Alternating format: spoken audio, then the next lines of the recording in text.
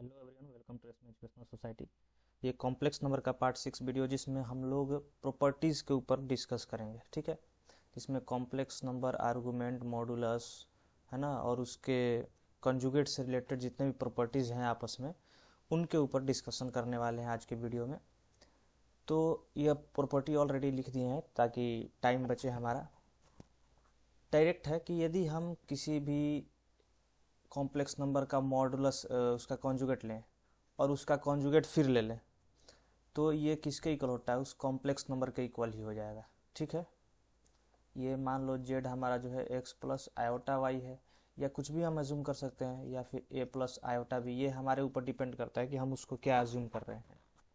Okay, same उसी तरीके से ये कॉम्प्लेक्स नंबर को उसके कॉन्जुगेट से मल्टीप्लाई करेंगे तो मॉडुलस के स्क्वायर के बराबर होगा, मॉड ऑफ जेड के स्क्वायर के क्या होगा, बराबर होगा। तो इसको हम लोग एक प्रूफ इसका देख लेते हैं। जैसे कि L H S equal to हमारे पास क्या है, यदि हम, या एक चीज़ और समझो कि क्या हम इसको कुछ इस तरीके से लिख सकते हैं कि यदि कॉन्जुगेट ऑफ जेड लिखें इसको, तो हम मॉडुलस ऑफ जेड के स्क्वायर बाई जेड कर सकते हैं। तो ये वाला प्रॉपर्टी रिवर्स भी कुछ इस तरीके से याद रखना है। तो इसका प्रूफ देख लो, इस तरीके से भी यूज होता है। तो इसका प्रूफ देखो तो हमारे पास L H S equal to क्या है, जेड और इसका कॉन्जुगेट मल्टीप्लाई है आपस में, यानी कि X plus iota Y into इसका कॉन्जुगेट क्या हो जाएगा, माइनस हो जाएगा, एक्स माइनस आयोटा वाई। सही है। अब मल्टीप्लाई करो यहाँ पे तो एक्स एक्स मल्टीप्लाई होकर एक्स स्क्वायर बनेगा, और एक्स इसके साथ मल्टीप्लाई होगा तो क्या होगा, minus of iota into X Y, minus of iota into X Y.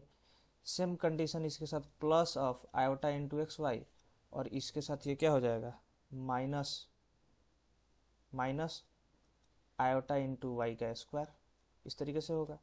तो एक्स स्क्वायर, और ये देखो ये कैंसिल आउट हो गया, इसका कलर चेंज कर देते हैं, ये हमें कैंसिल आउट होता हुआ दिख रहा है कि नहीं। तो यहाँ कैंसिल हो गया तो हमारे पास बच क्या गया, एक्स माइनस आयोटा वाई का स्क्वायर। अच्छा, आयोटा का स्क्वायर क्या होता है, -1। तो यहाँ पे X square plus Y square हो जाएगा।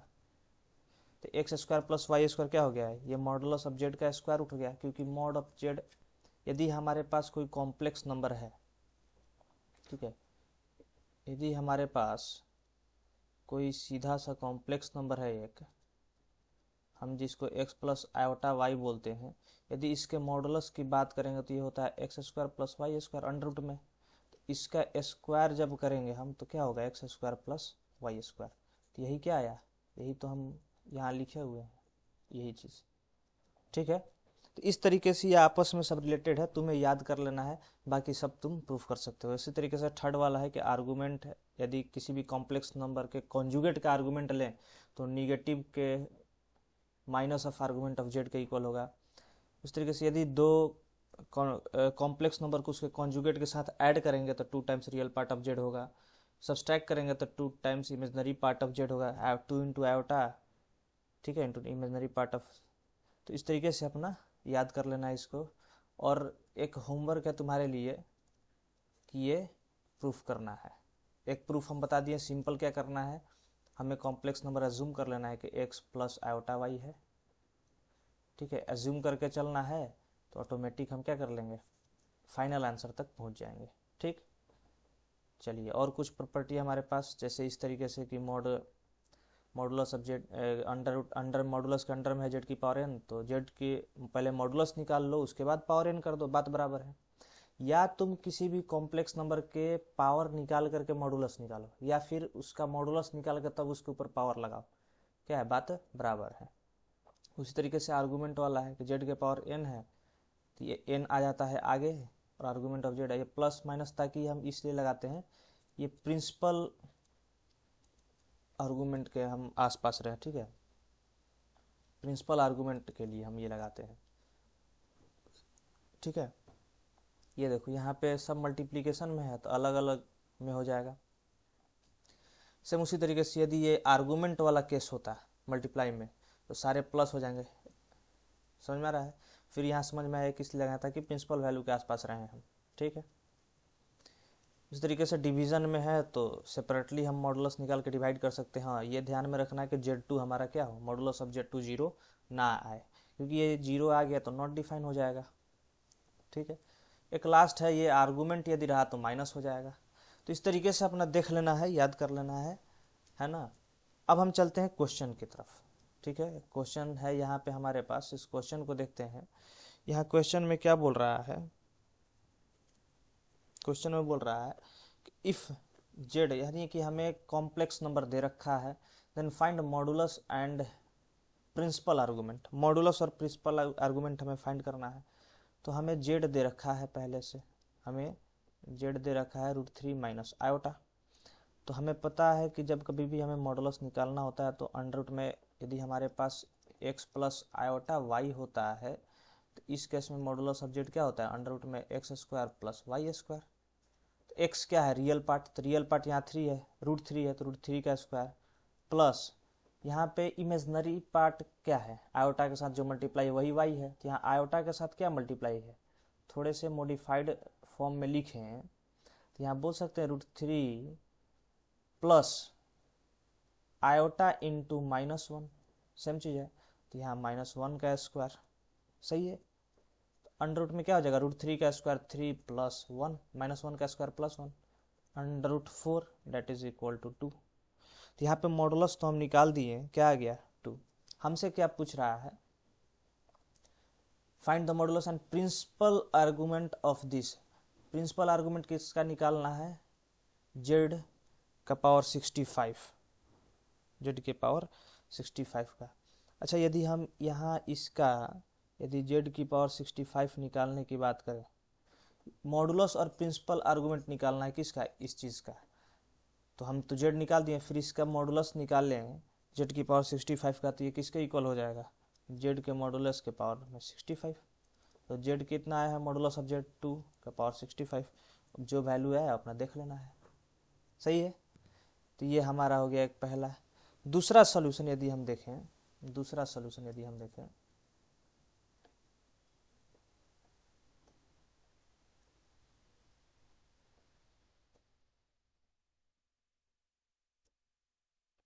दूसरा सोल्यूशन यदि हम देखें, हमें क्या फाइंड करना है, आर्गूमेंट ऑफ जेड की पावर 65।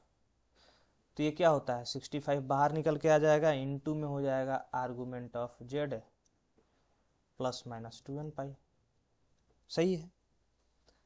चलिए जी, सही है तो कोई बात नहीं, 65 इंटू, अच्छा आर्गूमेंट ऑफ जेड कितना आ जाएगा,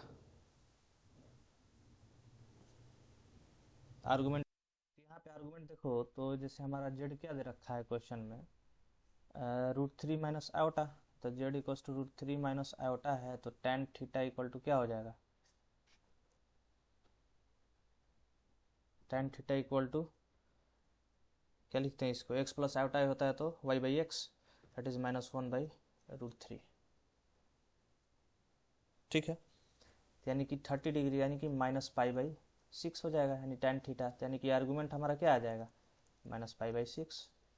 यहाँ पे क्या हम लिख देंगे आर्गूमेंट अपना, -π/6 plus -2n pi. This is our argument. यहाँ पे हम क्या लिख सकते हैं, ये मल्टीप्लाई करोगे तो जब -65π/6 प्लस माइनस, अब देखो यहाँ n क्या है, क्या होगा हमारा, अब तो ये मैटर करता है ना कि n हमारा यहाँ पे क्या होगा। तो यहाँ पे हमारे पास प्लस इसके अप्रॉक्स देखो तो ये अप्रॉक्स अप्रॉक्स 10 है, 10 टाइम्स में है, तो यहाँ प्लस यदि कर दें हम, प्लस ऑफ 2π इंटू 5, तो ये कितना हो जाएगा 10π।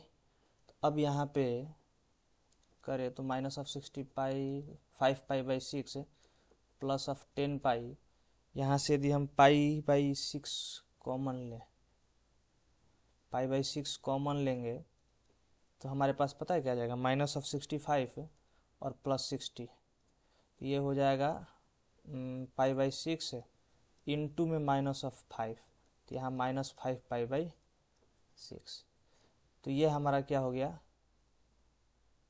ये हमारा आर्गूमेंट हो गया। तो इस तरीके से क्वेश्चन को करना है। तो तो ये हमारा आर्गूमेंट क्या गया -5π/6, और पीछे हम निकाले थे अपना मॉडुलस जो आया था 2⁻65 आया था। तो एक और क्वेश्चन है लास्ट, और ये काफ़ी इंटरेस्टिंग क्वेश्चन है कि find the modulus and argument of this following. Okay, तो इसे कॉम्प्लेक्स नंबर जो हमारे पास गिवन है इसका हमें निकालना है, मॉडुलस और आर्गूमेंट निकालना है। तो सबसे पहले हम मॉडुलस के ऊपर चलते हैं।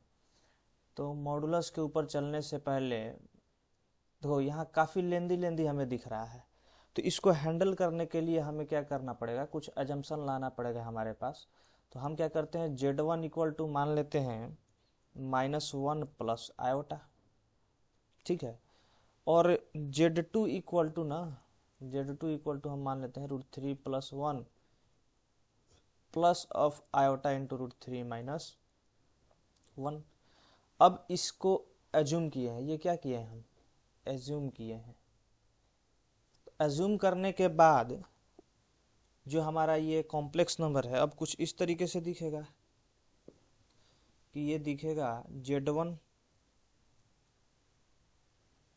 ये देखो ये हमें दिखेगा, इसी को लिख रहे हैं, ये तो हमारा Z1 हो गया, इसका पावर 51 इंटू, और ये अंदर वाला जो भी है वो हमारा क्या हो गया Z2, और इसका पावर 45, इस तरीके से है कि नहीं। तो ये दोनों क्या है, अलग अलग, हमें इस तरीके से अब ये हमारा कॉम्प्लेक्स नंबर फाइनली बन गया। फाइनल हमारा अब ये कुछ इस तरीके से दिख रहा है। अब हमें क्या फाइंड करना है, मॉडुलस। तो हम अब चलते हैं, पहले मॉडुलस फाइंड करना है किसका। तो अब समझो कि यदि हमें modulus of this equation Z1 की पावर 51 इंटू Z2 की पावर 45 का इसका मॉडुलस निकालना है। मॉडुलस निकालना है, इसका मतलब क्या कि इसका मतलब ये हुआ कि Z1 की पावर 51 इंटू Z2 की पावर 45 का मॉड। और पीछे हम प्रॉपर्टी पढ़ के आए कि जब कभी भी इस तरीका से हो तो हम सेपरेट करके उसको मल्टीप्लाई कर सकते हैं, ठीक है, ये हुआ। और इसको अगले लाइन में लिखे तो हम ये भी बोल सकते हैं कि Z1 का मॉडुलस निकाल करके पावर में 51 और Z2 का अलग से निकाल करके उसके बाद उसका पावर में 45 लिखें। और हमें Z1 Z2 पता है कि ये Z1 है, तो ये Z1 है, तो क्या हम इसका मॉडुलस नहीं निकाल सकते हैं, ठीक है। तो यहीं पे हम इसको फाइंड करते हैं, कि मॉडुलस ऑफ Z1 क्या हो जाएगा, अंडर रूट में -1 का स्क्वायर प्लस 1 का स्क्वायर क्या हो जाएगा, अंडर रूट में 2। और इसका मॉडुलस जब निकालने जाएंगे, मॉडुलस ऑफ Z2, देखो अंडर रूट में आएगा हमारे पास √3 + 1 का स्क्वायर और प्लस ऑफ √3 - 1 का स्क्वायर, सही है।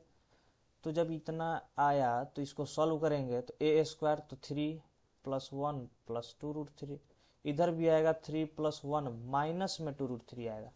अब जब अंडर रूट के अंदर हम थोड़ा सा ध्यान दें तो ये रूट वाला कैंसिल हो गया, तो कैंसिल होने के बाद देखो अंडर रूट में क्या हो गया 4, और इधर 4 + 4 कितना हो जाएगा 8, तो अंडर रूट में 8 बचा। अच्छा 8 को 2√2 भी बोल सकते हैं, ठीक है। तो इसका जो Z2 का मॉडुलस आया हुआ है हमारे पास 2√2, ठीक है, और जो Z1 का आया हुआ आया √2। तो क्या हम अब कुछ फाइंड करने लायक बचा है क्या हमारे पास, कुछ नहीं। तो डायरेक्ट Z1 को यहाँ पे हम √2 की पावर 51 बोल सकते हैं, √2 का पावर में इधर 51 इंटू, Z2 को हम बोल सकते हैं कि 2√2 की पावर में, मॉडुलस के पावर में 45, इस तरीके से। ये तो मॉडुलस तो निकाल लिए, इधर मॉडुलस देने का कोई फर्क नहीं, ये नहीं पड़ता। नेक्स्ट पेज पे चलते हैं, इसको पहले कॉपी कर लेते हैं, चलो नेक्स्ट पेज पर। तो हमारे पास क्या आया कि Z1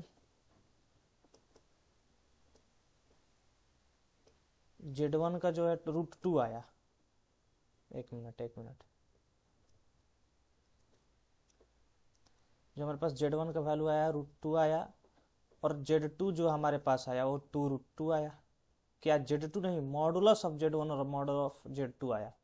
और हमें जो इक्वेशन सॉल्व करना है वो इक्वेशन क्या है, ये वाला है, कि जेड मॉड ऑफ Z1 का पावर 51 मॉडुलस ऑफ Z1 की power 51 plus modulus of Z2 की पावर 45। अब मॉडुलस ऑफ Z1 क्या है, √2 है, और इसके पावर में 51 प्लस मॉडुलस ऑफ Z2 क्या है, 2√2 है, इसके पावर में 45 है। अब इसको सॉल्व कर लो। अब तो सॉल्व कर सकता है ना, कॉमन ले लेंगे तो √2 का पावर 45 क्या करेंगे, या 52 कॉमन ले लो, जैसा तुम उसको सुटेबल तुम्हें लगे वैसा हम कर सकते हैं कि नहीं। तो बाकी आगे सॉल्व कर लेना। अब हम चलते हैं आर्गूमेंट वाले पर, ठीक है। तो अब हम आर्गूमेंट वाले के ऊपर चलते हैं, या यहाँ पे सॉल्व कर देते हैं पहले। देखो √2 का पावर 41 है ना, यहाँ से हम कॉमन ले लेते हैं क्या चीज़, √2 के पावर में 45। अब जैसे ही √2 के पावर में 45 अपन लोग कॉमन लेंगे, देखो अंदर में क्या बचेगा, 51 में से माइनस करो 45 तो इधर 6 बचा। यहाँ पे √2 की पावर में 6 प्लस 2 की पावर में इधर 45। सही है, कोई दिक्कत नहीं। अब थोड़ा सा और ध्यान दें, तो हम क्या बोल सकते हैं। अच्छा एक मिनट और बढ़िया तरीका, इसको हम बोल सकते हैं क्या कि 2 के पावर 51/2 बोल सकते हैं, क्योंकि ये √2 है, इसका मतलब कि 2 का पावर 1/2, और a का पावर m का पावर n का, इसका मतलब क्या होता है, a का पावर m इंटू n। तो वही काम किया, 51 इंटू 1/2, 51/2 प्लस अच्छा एक और गड़बड़ हम कर रहे हैं। देखो क्या चीज़ गड़बड़ कर रहे हैं, यही गड़बड़ किए हैं हम कि हमें Z1 इंटू इसका मॉडुलस निकालना है, तो यहाँ मल्टीप्लाई में है ना, तो हम यहाँ प्लस क्यों दे रहे हैं, यहाँ पे हम प्लस क्यों दे रहे हैं, यहाँ पे प्लस देने का कोई ये नहीं है ना, यहाँ प्लस क्यों दे रहे हैं, यहाँ मल्टीप्लीकेशन में इसीलिए गलती हो रहा था। और यहाँ तो हो गया। फिर यहाँ पे यदि हम ध्यान दें, देखो 2 है, ठीक है ना, इनटू में है क्या चीज़, 2 की पावर 1/2, और इसके पावर में 45। तो और थोड़ा डिटेल में करो तो इसको 2 के पावर 45 इंटू 2 का पावर 45/2, यानी यहाँ पे लगातार 3 आ गया, 2 की पावर 45 इंटू 2 की पावर 45/2 बोल सकते हैं इसको यहाँ तक। अब क्या, पावर ऐड कर दो सारा, 2 के पावर में सब ऐड कर दो, तो सब ऐड करेगा तो तुम 93 के अप्रॉक्स कुछ आएगा ऐसे ही, ठीक है, 2 के पावर 93 आएगा, ये तुम्हारा आंसर हो जाएगा। तो इस तरीके से तुम्हें सॉल्व करना है। अब जो नेक्स्ट पार्ट है वो है आर्गूमेंट। नेक्स्ट जो पार्ट है हमारा कि आर्गूमेंट फाइंड करो। तो क्या कह रहा है कि आर्गूमेंट ऑफ Z1 की पावर 51 इंटू Z2 की पावर 45। तो जब पावर में हो इस तरीके से तो 51 इंटू क्या बोल सकते हैं, आर्गूमेंट ऑफ Z1, सारा प्रॉपर्टी यूज हो रहा है, प्लस देखो पहले तो 2 स्टेप में इसको करो, चलो 2 स्टेप में करते हैं। पहले तो इसका मल्टीप्लीकेशन में है तो सेपरेट होके एडिशन में हो जाएगा, तो सेपरेट होके एडिशन में जब होगा ये, तो ये कुछ इस तरीके से हो जाएगा, 51 प्लस आर्गूमेंट ऑफ Z2 45 हो गया, प्लस यहाँ पे भी आ जाएगा ना, प्लस माइनस 2n पाई, प्लस माइनस 2n पाई आएगा ही, ठीक है, तो प्लस माइनस 2n पाई, ठीक है, कोई दिक्कत नहीं यहाँ तक। फिर इसको क्या बोल सकते हैं कि 51 आगे आ जाएगा, आर्गूमेंट ऑफ Z1, सही है, ये वाला प्रॉपर्टी यूज हुआ, देखो देखो देखो देखो देखो ये वाला, ठीक है, समझ में आया। तो फिर हम क्या बोल सकते हैं, यहाँ पे भी 2n पाई, लेकिन यहाँ एक बार लिख दिए हैं तो सारा एडजस्ट कर देगा वहीं पे, ठीक है ना, बार बार लिखने का कोई ये यहाँ पे लिख लो, ये हम डायरेक्ट एडजस्ट करके नहीं लिख लेंगे, ठीक है ना। फिर यहाँ पे 45 into argument of Z2 plus minus 2n पाई, सारा यहीं एडजस्ट हो जाएगा इसके साथ, ठीक है। अब जब तुम लिखने जाओगे तुम्हें Z1 और Z2 पता है, Z1 Z2 कहाँ है तुम्हारे पास, ये, ठीक है। अब यहाँ से तुम क्या करोगे, आर्गूमेंट निकालोगे। जब तुम वहाँ से फाइंड करने जाओगे तो तुम्हारे पास 51 इंटू यहाँ पे आएगा 3π/4 plus 15 into π/4 plus minus 2nπ। ठीक है, तो इसको और सॉल्व करोगे आगे तो तुम्हारे पास n अब तुम्हें फाइंड करना होगा। इधर तो क्लियर है। अब तुम्हारे ऊपर डिपेंड n क्या होगा। जब तुम इधर सॉल्व करोगे ना तो तुम्हारे पास आएगा, इधर सॉल्व करने के पास 42π प्लस माइनस 2nπ। अब देखो आर्गुमेंट ये 2nπ इसीलिए आया है कि हम इसको नियरेस्ट n का वैल्यू रख करके 42 को हम क्या कर सकें, मतलब ताकि उसके रेंज में जो प्रिंसिपल आर्गुमेंट है, वैल्यू है हमारा इनिशियली जो हम पढ़े हैं, उस रेंज में हम इसको ला सके पाई वाले वैल्यू को। पाई ये क्या है, एक तरीके से ये आर्गुमेंट क्या है, हमारा एंगल है, एंगल को डिस्क्राइब कर रहा है।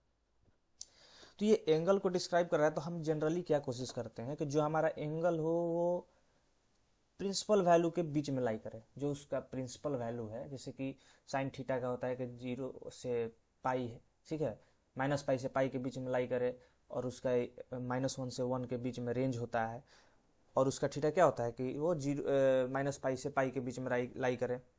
तो सेम वही कंडीशन यहाँ पे हम लागू करते हैं कि जो प्रिंसिपल आर्गूमेंट के अंदर में हमारा होना चाहिए। तो यहाँ n का क्या वैल्यू रखें कि ये simplest to simplest plus minus जो भी हो करके हमें सिंपलेस्ट क्या मिले, एंगल मिले, एकदम सबसे लोएस्ट एंगल जो पॉसिबल हो सकता है वो निकालेंगे यहाँ से। और वही काम हम पिछले वाले क्वेश्चन में भी किए थे कि यहाँ पे हम क्या किए थे पिछले वाले क्वेश्चन में कि n का वैल्यू यदि 5 रख दिए थे, यहाँ पे n = 5 रख दिए थे हम, तो 10 हो गया था। 10 होने के कारण से क्या हो रहा था कि इसका नियरेस्ट हो जा रहा था, कट कुट के यदि ज़्यादा रख रहे थे तो माइनस में आ जाता, फिर माइनस या प्लस आता तो नहीं बन पाता, लेकिन ये नियरेस्ट बन रहा था, प्लस वाला भी इससे ज़्यादा हो जा रहा था इस एंगल से, इसलिए हम क्या किए, नियरेस्ट रखे इसको। तो सेम यहाँ पे भी n का वैल्यू हम क्या रखेंगे, तो देखो यहाँ पे n यदि हम 21 रख दें तो ये हमारा 42π हो जाएगा, और यहाँ पे 42π है, प्लस माइनस कोई एक ले सकते हैं, अब माइनस ऑफ 42π कर दें तो ये 0 आ जाएगा। यानी यहाँ से हमें क्या पता चल रहा है कि आर्गूमेंट हमारा इस केस में 0 हो जाएगा, और इस केस में हमारा ये जो है मॉडुलस आ जाएगा। ये सब सही है। तो इस तरीके से हम क्वेश्चन सॉल्व करेंगे, जितना प्रैक्टिस हो सके करो इस पे, है ना। और चाहते हो कि इस पे क्वेश्चन कराएं तो कमेंट करना, ठीक है। वैसे बस इतना प्रैक्टिस करते रहो, काफ़ी है। मिलते हैं नेक्स्ट वीडियो में, तब तक के लिए इतना ही।